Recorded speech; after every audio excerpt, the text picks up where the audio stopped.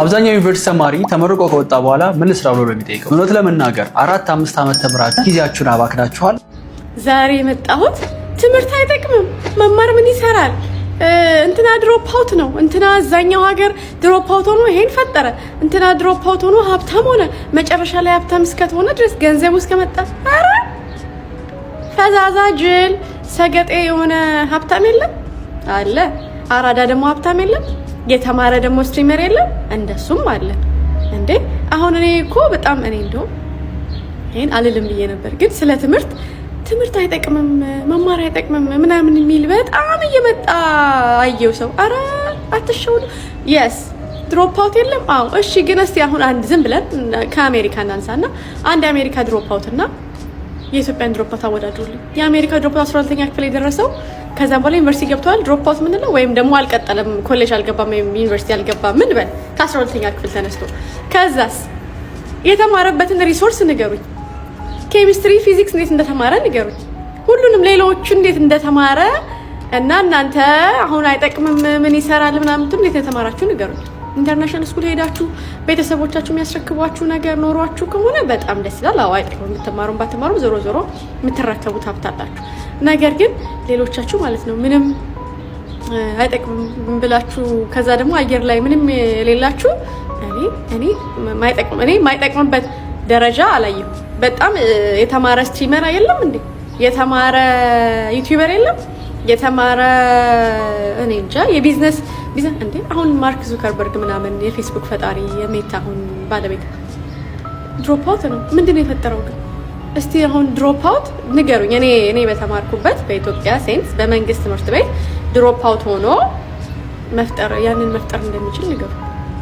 ሜታናውን ምናምን ፌስቡክን መጀመሪያ ፌስቡክን ፈጠረ፣ ሌሎቹን እሺ ገዛ ምናምን እንበል። ግን እንደዛ ለመፍጠር ራሱ ምን ያስፈልጋል? መጀመሪያ ፋውንዴሽን እውቀት ያስፈልጋል። ስለዚህ ያንን ፋውንዴሽን ለማምጣት መማር ያስፈልጋል። መማር በጣም ይጠቅማል። መማር አራዳ ያደርጋል። ለመግባባት ራሱ ከሆኑ ሰዎች ጋር የሆነ መቁጠር ያስፈልጋል። ይሄ ደግሞ ማለት ያልተማረ ደግሞ የትም አይደርስም ማለት አይደለም።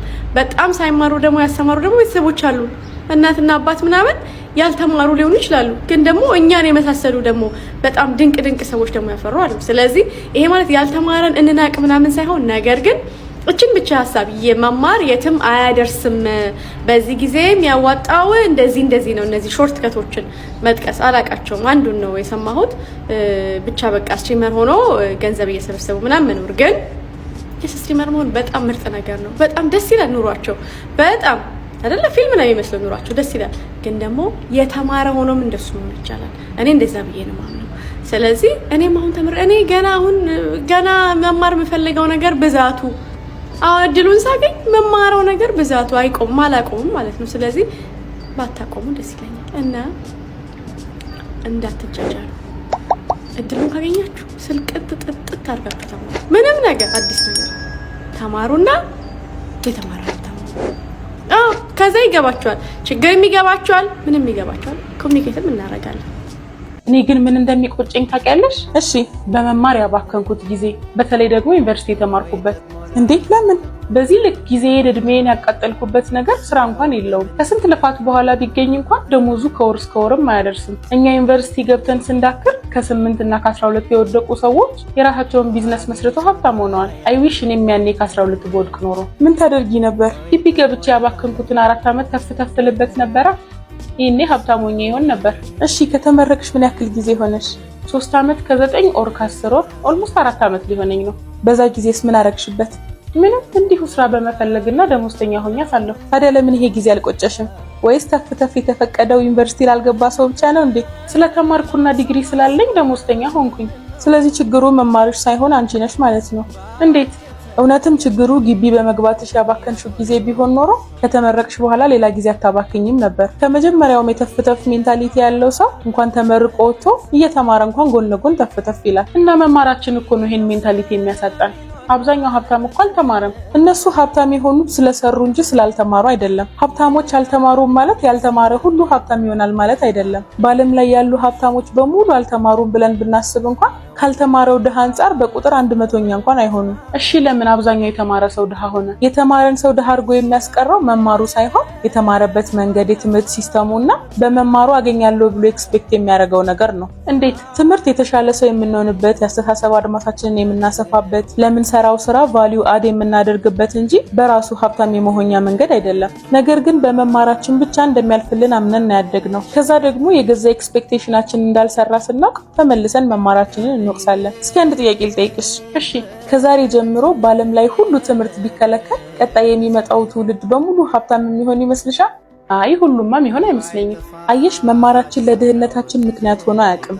አንድ ያልተማረና ምንም እውቀት የሌለው ሰው ትላልቅ ድርጅቶችን መመስረትና ማስተዳደር ከቻለ የተማረው ሰው ያን ማድረግ ያቅተዋል ብዬ አላስብም። ችግሩ ግን ተምረናል ብለን የምናስብ ሰዎች ሪያሊቲውን መቀበልና ዝቅ ብሎ መስራትን ኢጓችን አይፈቅድም። በመማራችን ብቻ ከሌላው ሰው የበለጠ ዲዘርቭ እናደርጋለን ብለን እናምናለን። ያንን የተሻለ ነገር እውቀታችንን ተጠቅመን ራሳችን እርን ማድረግ ያለብን ነገር እንደሆነ እንረሳዋለን። በእርግጥ የተማርንበት ሲስተምም ችግር አለበት። ነገር ግን ይሄንንም የማስተካከልና እንዲስተካከል ተጽዕኖ የማሳደር ግዴታ ያለው የተማሩ ሰዎች ላይ ነው። እንኳን እንደ ግለሰብ እንደ ሀገርም ለማደግ በተገቢው መልኩ የተገነባ የትምህርት ሲስተም እና በተገቢው መልኩ የተማረ የተመራመረ ትውልድ ያስፈልገናል። የ5ኛ ዓመት የኮምፒውተር ሳይንስ ኢንጂነሪንግ ተማሪ ነው። ለኮምፒውተር ሳይንስ ተማሪ ለሚገቡት ምን ትነግራቸዋለህ? መግባት ለሚያስቡት በቃ ላይክ መጀመሪያ እንትኖችን ሮድ ማፑ ማወቅ አለባቸው። ለዚህ ፕሮግራሚንግ ዲቨሎፒንግ እንትኖችን ብዙ ሰው የሚሸወነው ሮድ ማፑን አያውቀውም። ላይክ ብዙ ይነካካል፣ ብዙ ብራንቾች ምናምን ይሄዳል። ግን የሆነ አንድ ቦታ ተወስኖ ምናምን መሄድ እንዳለበት ገስ እንደዛ ይሰማኛል። እሱም ቢያደርጉት አሪፍ። እዚህ ግቢ በመግባት የሚቆጨ ነገር ፈልጌውም ስለ ተወዳድሬ የዛን የተዘጋጀ በፈተና ስለገባ ተወዳድሬ ነው እና ፈልጌው ስለገባው ምንም ይቆጭ ነገር የለም። ድሮፕ አውት አድርጎ ለሚወጡ ተማሪዎች ምን ትመክራለህ? እንደነሱ ፌዝ ስለ ያሉበት ሲቹዌሽን ይወሰናል። አሁን ፐርሰናል የሆነ ግዴታ የሚያስወጣቸው ከሆነ ኖርማሊ፣ ግን አንዳንዴ የሆነ ነጥብ ምናምን ከሆነ ግን የሆነ ሰዓት ራሳቸውን አስፈቅዶ መመለስ ይችላል። ይሄ ብዙ ማስተር ያደረግም ነው እንደ ፐርሰናል እንትናቸው። ዩኒቨርሲቲ እስካሁን ነው የሚባለው ነገር እስኪሳየው። አይ እኔ ግን እንዲገቡ እኔ አበረታታለሁ።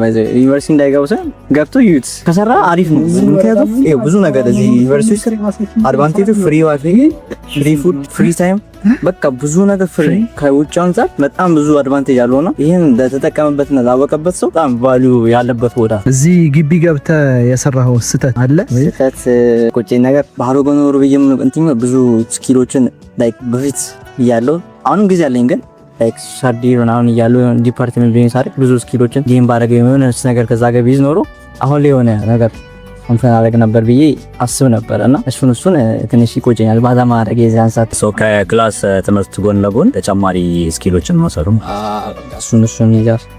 እንደ አስቱ ተማሪ ማለት ያገኘው ጥቅም ላይክ አስቱ በመግባቴ አይቆጨኝም የምትለው ነገር አለ? ኧረ እንኳንም ገባው ማለት አስቤ ነው የገባሁት። ሞስትሊ ላይክ ኮምፒቲሽን አለ ሲባል የገባሁት ላይክ ኮምፒቲሽን ኢንቫይሮንመንቱን ማለት መስጋላ ሶ ሪኮሜንድ ታደርጋለህ ማለት ነው አስቱ እንዲገቡ ራሳቸው ላይ በደንብ እንዲሰሩ? እኔ ላይክ አስቱ አይደበረኝም ጀስት እናንተ ያገኘሁበት ቦታ ስለሆነ ዲሲፕሊንም ያደርግሃል። ከክላስ ኮርስ በተጨማሪ ተምሬያለሁ ብለህ የምታስበው ስኪል እና በጣም ጠቅሞኛል የምትለው ስኪል አለ? አይ ቲንክ ዳታቤዝ ማኔጅመንት ማለት ነው። ኮርሱ በጣም የጠቀመኝ ይመስለኛል። ከሁሉም ወደ ባክኤንድ ፐርሱ ያደረገኝ እሱ ነው። ኢልሃም የ5ኛ ዓመት የኮምፒውተር ሳይንስ ኤንድ ኢንጂነሪንግ ተማሪ። ግቢ ውስጥ በጣም ከባዱ ነገር ከሌላ ሀገር የመጣ ወይም ደግሞ ከአንድ ሀገር ቢሆን የተለያየ አስተዳደግ ያለግን ሰዎች ነን ማለት እና እኔ ሰው ኤክስትሮቨርት ነኝ፣ ሰው መግባባት በጣም እችላለሁ ምናምን። ግን ስቲል እንደዛም ሆኖ አንዳንድ ሰው ከጸባይ ባል ብሬንቱ ማስተውንበታል ወይም ለስተውንበታል በዛ ደስፓር እና ደግሞ አስተማሪ በቃ ምንም ነገር ሳታጥፋው አስተማሪም ችግር ነው። እሺ አስቱ በመግባትሽ ደስተኛ ነሽ? አዎ በጣም ደስተኛ ነኝ። ነው ቤት አወቃቸው ሰዎች አንግላድ ስለተዋወቁ ለሚመጡት ወይም መግባት ለሚያስቡት ሪኮሜንድ ታደርጊያለሽ ማለት? ግቢ መግባት ሪኮሜንድ አደርጋለሁ እንጂ አስቶ መግባትን ላይክ ሜቢ ሌላም ግቢ ቢሆን ይሄንን ፊሊንግ ሊኖረኝ ይችላል። ትክክለኛ ሰው ጥሩ ሰው ልታወቅ ይችላል። ሶ ግቢ መግባት በጣም ወሳኝ ነገር ነው። አሪፍ ነው። አንቺ ማለት ቢገቡ አሪፍ ቢገቡ ኤክስፒሪየንስ ቢያደርጉት አሪፍ። በጣም ብዙ ነገር ከኮሌጅ ተማሪ ስለመናገር ብዬ ሳይሆን ከኮሌጅ ይልቅ ልክ ዩኒቨርሲቲ ስገባ ብዙ አይነት ላይፍ ኤክስፒሪየንስ ታያል። ላይክ አሁን ከዚህ ብንወጣ ብዙ ነገር ይከብደናል ብዬ አላስብም። አስ ሲኤስሲ ተማሪ ይሄ አፌክት ያደርገናል። ኦብቪየስ ከትንሽ ጊዜ በኋላ አፌክት እንደሚያደርገን እርግጠኛ። አሁን ኖርማል አርቲፊሻል ኢንተለጀንስ ስላለ ነው እንጂ ኤጂአይ የሚባለው አርቲፊሻል ኢንተለጀንስ ሲመጣ ግዴታ ነው። አብዛኛውን ማለትም 90% የሚባለው የኮምፒውተር ሳይንስ ወይም የሶፍትዌር ኢንጂነሮች ስራቸውን ሊነቅ እንደሚችል በጣም እርግጠኛ ነኝ። ለሚመጡት ኮምፒውተር ሳይንስ ዲፓርትመንት እንዲገቡ ወይ ሶፍትዌር ኢንጂነሪንግ እንዲገቡ ሪኮሜንድ ታደርጋለህ? ያ ላይክ ኮምፒውተር ሳይንስ ኤንድ ኢንጂነሪንግ እና ወይ ሶፍትዌር ኢንጂነሪንግ መግባት just it's not about coding, it's not all about coding። ዋናው ነገር ፕሮብሌም ሶልቭ ማድረግ ነው። ለኤአይ ቱሎች እንደ ቱል በመጠቀም ፕሮብሌም ሶልቭ ማድረግ ትችላለህ። ሶ እንደ ቱል እነሱን ኤአይ ቱሎች ከተጠቀምክ በጣም አንተ ጋር ደግሞ አይዲያዎች የሚኖሩ ከሆነ ፕሮብሌም ሶልቪንግ ስኪል የሚኖር ከሆነ ኤአይም በጣም ተጠቅመህ ትልቅ ፕሮዳክቶችን ሶፍትዌር አስ ኤ ሰርቪስ ፕሮዳክቶችን መስራት ትችላለህ። ቱ ቢ ኦነስት ኤአይን የሚጠቀም ሰው በአሁኑ ሰዓት በጣም ወደኋላ ይደርሳል። ኤአይን በአሁኑ ሰዓት ተጠቅሞ በጣም ብዙ ሰው ፕሮዳክቲቭ ግን ኤአይን አለመጠቀም በአሁኑ ሰዓት ላይ በጣም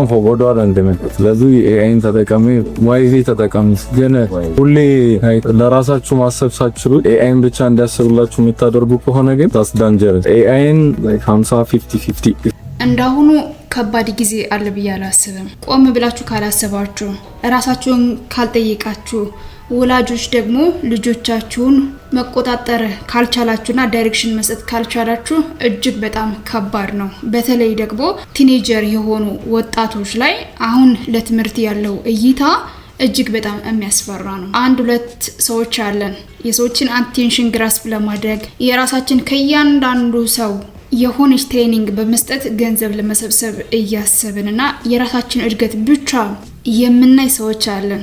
ዘን የሚቀጥለው ጄኔሬሽን የት ነው የሚደርሰው፣ ለወጣቱ ምን እያስተላለፍኩ ነው የሚለው ግድ የሌለን። ታውቃላችሁ፣ ስራንም እደግፋለሁ፣ ትምህርትንም እደግፋለሁ። ሙሉ ለሙሉ በትምህርት ብቻ አይደለም የማምነው። አንድ ሰው ቢዝነሱ ይዋጣልኛል ብሎ ቢያንስ ከ190% ወይም ደግሞ 85% እና ከዛ በላይ እርግጠኛ ከሆነና ምቹ የሆነ ሲቹዌሽን ካገኘ አይምሮውም ለመወሰን ብቁ ከሆነና ፓሽኑን ካገኘ እዛ ላይ ፎከስ አድርጎ መስራት ይችላል። ነገር ግን ዲሳይድ ማድረግ ያልቻሉትን ገና ቲኔጀሮችን ትምህርት አይጠቅምም ወይ ደግሞ ይሄ እንደዚህ ነው፣ አሁን ላይ ተመርቆ ስራ የለም፣ የመንግስት ሰራተኞች ሰርቬይ ማድረግ አልቻሉም፣ የኑሮ ውድነቱ ጨምሯል፣ የተመረቁት ስራ አላገኙም እየተባለ ትምህርትን ከመንግስት ሰራተኛ ጋር ብቻ በማያያዝ ትውልዱን መግደል ግን ተገቢ ነው ብዬ አላስብም። ዩ ጋይስ ልጆቻችሁን ፕሮቴክት ልታደርጉ ይገባል። ወጣቶችን ቆም ብላችሁ ልታስቡ ይገባል። እዚህ ሶሻል ሚዲያ ላይ ለመስራት ብቻ አይደለም የምንማረው። ዩቲዩበር መሆን፣ ቲክቶከር መሆን ወይ ደግሞ ኮንተንት ክሬተር መሆን ላለው ጄኔሬሽን በቂ አይደለም። አይበለውና ይሄ ቲክቶክ እንዲሁም ዩቲዩብ ቢጠፋ ወይም ደግሞ ዲሴብል ቢሆን ዘን ዋትስ ኔክስት? ምንድነው ስራችን ሊሆን የሚችለው? አገሪቱ ላይ የሚያስፈልጋት ቪዲዮ ኤዲተር፣ ግራፊክ ዲዛይነር፣ ኮንተንት ክሬተር ብቻ ነው ወይ? ቢዝነስስ እየተሰራ ያለው በዛ ብቻ ነው ወይ? ሰዎች ሀብታም የሆኑትስ በዚህ የሙያ ዘርፍ ብቻ ነው ወይ? ቆም ብላችሁ አስቡ ጋይስ።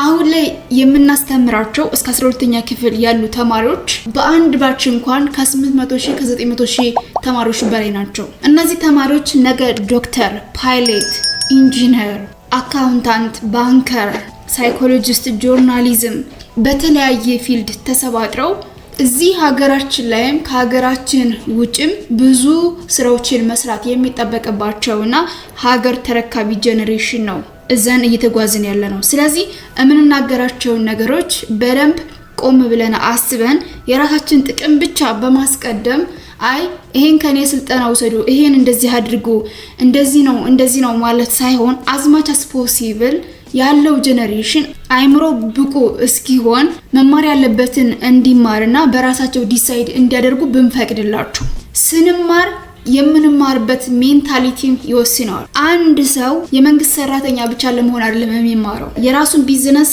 ተምሮ መጀመር ይቻላል። እስከ ዩኒቨርሲቲ ድረስ ተምረው የራሳቸውን ቢዝነስ እየመሩ ያሉ ማአት ሰዎች አሉ። ሚሊዮነሮች፣ ቢሊዮነሮች ከዚህ ሶሻል ሚዲያ ያሉ ሰዎች ብቻ አይደሉም። እንደውም ከዚህ ሶሻል ሚዲያ ያሉት ሰዎች ሚሊዮነርም ቢሊዮነርም ለማለት ትንሽ ይከብዳል። ምክንያቱም ሶሻል ሚዲያው አሁን ነው የመጣው። እውቀት መሰረታዊ ነገር ነው፣ ምንም ጥያቄ የለውም። መማር መሰረታዊ ነገር ነው። የምንማርበትን ሜንታሊቲ ግን ማስተካከል የኛ ኃላፊነት ነው። አንድ የዩኒቨርሲቲ ተማሪ ለምሳሌ ሜዲሲን ሊሆን ይችላል፣ ኢንጂነሪንግ ሊሆን ይችላል፣ ሶፍትዌር ሊሆን ይችላል፣ ባይ ኤኒ ዲፓርትመንት ገብቶ እየተማረ ዘን ቪዲዮ ኤዲቲንግ እኮ የአንድ ሳምንት ስራ ነው you guys። ስለ ኮንተንት ክሬሽን ለመማር አንድ ሳምንት ኦንላይን ሰርች ማድረግ ይቻላል። አሁን ላይ በጣም ብዙ ሪሶርሶች ዩቲዩብ ላይ አሉ። እንዲሁም ደግሞ የተለያዩ የኤአይ አፕሊኬሽኖችም አሉ 24 ሰዓት የሚያስተምሩ። ስለዚህ እንደ ድሮ ከባድ ነገር አይደለም። አንድ ሰው ከ9ኛ ክፍል ከ10ኛ ክፍል ከ12ኛ ክፍል ድሮፕ አውት አድርገው ቪዲዮ ኤዲቲንግ ብቻ እንዲማር ወይም ደግሞ ዲጂታል ማርኬቲንግ እንዲማር ኦር ሳምቲንግ ያንን ሪኮመንድ አታድርጉ ፕሊዝ ዩ ጋይስ። ኃላፊነት ይሰማችሁ። 12ኛ ክፍል ካስፈተናቸው 100 ተማሪዎች 3 ተማሪ እንደማለት ነው። ምክንያቱም ከ100% 3% ነው ወደ ዩኒቨርሲቲ ጆይን እያደረገ ያለው። ከዛ 3% ውስጥ ስንቱ ተማሪ ብቁ ሆኖ ይመረቃል የሚለውን ካልኩሌት ማድረግ ትችላላችሁ። ስለዚህ አፍተር 3 4 ኦር 5 year ይሄ የተማረ አካል የት ነው የሚመጣው? ስኮላርሺፕ መሙላት ይቻላል፣ ከሀገር መውጣት ይቻላል። ከዚህ ሀገራችን ላይ ከተማርን በኋላ የተለያዩ ቢዝነሶችን ራን ማድረግ ይቻላል። you guys ሁሌም የመንግስት ስራን ብቻ እያሰብን አይደለም የምንማረው። ሲቀጥል ደግሞ እነዚህ ሾርት ትሬኒንጎችን ጎን ለጎን ፍሪ የሆነ ታይም አለ ዩኒቨርሲቲ ላይ ጆይን አድርገን መማር የምንችላቸው ነገሮች ናቸው። የመንግስት ሰራተኛም ነኝ፣ የግል ስራዬንም እየሰራው ነው። የመንግስት ስራውን ከፈለኩ መልቀቅ እችላለሁ፣ ከፈለኩ ደግሞ ጎን ለጎን መስራት እችላለሁ። እናንተ ግን ቪዲዮ ኤዲቲንግ ብቻ ተምራችሁ ዘን የመንግስት ሰራተኛ ልሁን ብትሉ፣ ዶክተር ልሁን ብትሉ፣ ፓይሬት ልሁን ብትሉ መሆን ትችላላችሁ? አትችሉም። ትምህርት እጅግ በጣም ወሳኝ ነገር ነው። ዩኒቨርሲቲ ላይ ስለ ኮርስ ስለ ሞጁል ብቻ አይደለም የተማርነው፣ በጣም ብዙ ነገሮችን ተምረናል። የሰው ልጅ እንዴት መኖር እንዳለበት፣ እንዴት ከሰዎች ጋር መግባባት እንዳለበት፣ የተለያዩ ሃይማኖቶችን፣ የተለያዩ ቋንቋዎችን፣ የተለያዩ ካልቸሮችን እንዴት አዳፕት ማድረግ እንዳለበት ቻሌንጅ ባይ ኢትሰልፍ ጀስት ኮርሱ ሲከብድ ሲቀል አእምሮአችንን ከባድ ነገሮችን እያለማመድ ነው። ምንም ነገር ቢመጣ ለነዛ ፈተናዎች መንበርከክ እንደሌለብን